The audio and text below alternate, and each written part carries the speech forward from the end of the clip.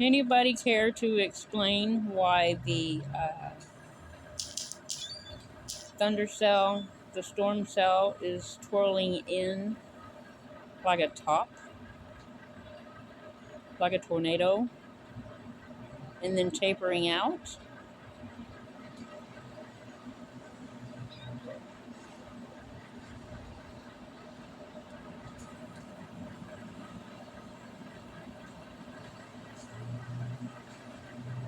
That storm cell is acting like a tornado.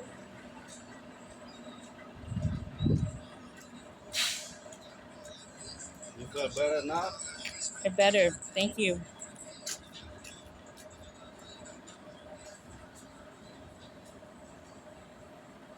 How is that acting like a tornado?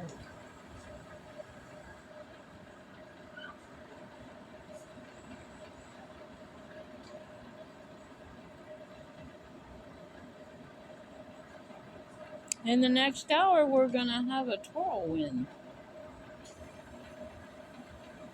storm cell.